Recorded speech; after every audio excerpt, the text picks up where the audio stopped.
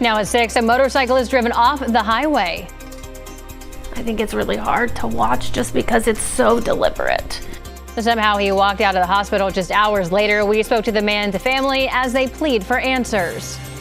Also, what we originally thought was 3 was actually 4. 4 more bodies found in local rivers this past weekend. That's 1 more than we reported yesterday morning. But officials still say these recent discoveries are not unusual for this time of the year. Plus, layoffs are on the table in Portland Mayor Keith Wilson's budget proposal. I'll walk you through what's in the package and reaction from city leaders. And we have. Tap the screen sometimes. Or you clap, you go like this. Or you could put it in rice. Anyways, we have some kittens to show you, but we'll show you that later in the show. Your 6 o'clock hour sunrise starts right now.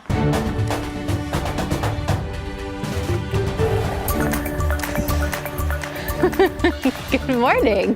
Thank you for joining us. I'm China Green. And I'm Drew Carney. Put the picture in rice. Put it in Maybe rice. my all-time favorite. Put it in rice. Maybe the picture will come back. We have Ashley Graham's here this morning for Chris McGinnis. We have Rod Hill where he's supposed to be in the Weather Center. So, Rod, let's start this hour with your Tuesday forecast. Let me say that was wall-to-wall coverage that you just saw, by the way. Get it? Literally. Okay, I'm trying here. Here's our Salem sky camera. We have beautiful clear skies across the area, including at the beach again this morning. It's warmer than it was 24 hours ago, 47 in Salem. Let me get over here. You can see the rising sun now making its way up over the Cascades on our Tuesday. 49 out at the airport right now. Warming numbers, yesterday 78, today 71 at noon. Not much wind expected, and I have us topping out at 84. Ashley's keeping a check on the roads. Rod, I love every single sky camera that you get to show us this morning because it is so absolutely beautiful. We'll give you a look at some of the drive times right now. I'm not tracking any major crashes or unexpected delays, especially in the metro area this morning. Just a few minutes to get east on 26. We'll keep you updated this morning. Guys. Thank you, Ashley. A Clark County motorcyclist survived what appears to be a case of road rage by a driver on Highway 26. So this happened yesterday morning. We're going to take a look at dash cam video that shows exactly what happened, but we will pause it just before the man is hit. So the man on the motorcycle is a 21-year-old by the name of Corey. We don't know his last name, but you can see he makes a hand gesture to the driver of that Kia minivan, who then barrels right into Corey. Again, we're going to pause it here on contact, but he knocks Corey off his motorcycle. We spoke to Corey's mom about what happened. I don't care what happened prior to it. It doesn't give anybody that right. And motorcycles on the road are just like cars. They have license, they have rules to follow. But who in the right mind? That guy has issues, and I'm sorry he has issues, but who in the right mind would do something like that? Corey was taken to the hospital. He actually walked out of the hospital just a few hours later with a concussion, but no broken bones. Police believe the driver of that minivan is a white man with a black beard between 30 and 40 years of age. If you have any information about this, you're asked to call Beaverton Police. Meanwhile, officials now say 4 bodies were recovered from Portland area rivers this past weekend. 3 on Saturday and 1 on Sunday. So that brings the total to 9 pulled from local rivers over the past 3 weeks. Yesterday, we reported on 2 bodies pulled from the Willamette on Saturday. That afternoon, a 3rd body was recovered from the Columbia River. Multnomah County authorities say that incident was an accidental drowning from earlier in the day. On Sunday, the Clackamas County Sheriff's Office found the body of the missing kayaker who went over Willamette Falls in Oregon City last month. While this might sound alarming to a lot of people, officials still say that it is not unusual to get an increase in calls like this at this time of the year. You get more people out. You get people on the side, you get people playing by the water, so they start to notice, if there's something in the water, they actually make the phone call and call 911. We're still waiting for the identities and cause of death of the other bodies that have been recovered. This morning, Portland police arrested 5 people at a protest on Portland State University's campus, where conservative activist and former college swimmer Riley Gaines was scheduled to speak. Around 7 o'clock last night, the university asked Portland police to help with a crowd outside the Smith Memorial Student Union building where the event not related to the university was taking place. Gaines has previously spoken out against allowing transgender athletes to compete in women's sports. A crowd of protesters gathered outside the building, many of them seen holding signs expressing their support for transgender rights. In Seattle, about 30 protesters have been arrested for breaking into a building on the campus of the University of Washington. Pro-Palestinian demonstrators started occupying this engineering building at around 5 o'clock last night. As of this morning, though, the campus is now clear of those protesters. The group is reportedly protesting the university's ties to Boeing, which donated $10 million to support the cost of that building. In an online post, a group called Super UW said the protesters want the university to cut its ties with Boeing because of the company's defense contracts with the military, specifically what's being used to support Israel Defense Forces.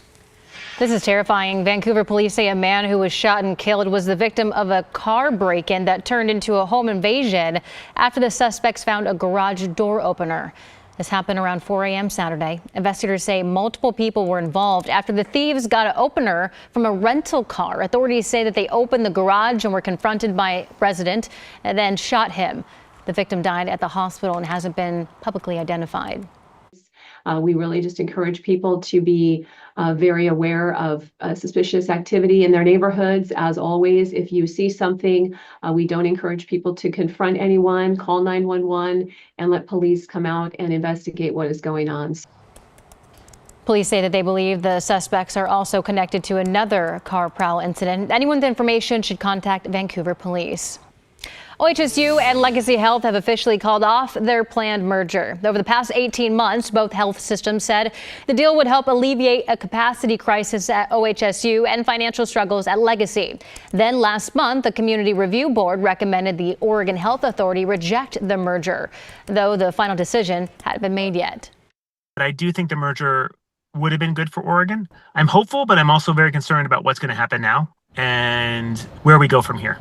OHSU is facing some pretty steep cuts in grant funding, so that's going to really have a big impact on their bottom line. OHSU released a statement saying in part, quote, the best way to meet the needs of the communities they serve is to move forward as individual organizations. Neither said why they decided to put an end to the deal. We also have this message for you this morning.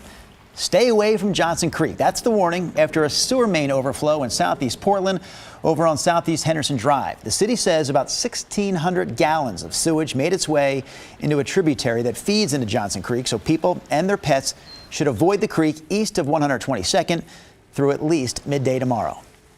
Celebrities and A-listers walked the midnight blue carpet for the annual Met Gala last night, all showcasing their spectacular fashions inspired by this year's theme, Superfine tailoring black style, celebrating the legacy of influence of black fashion.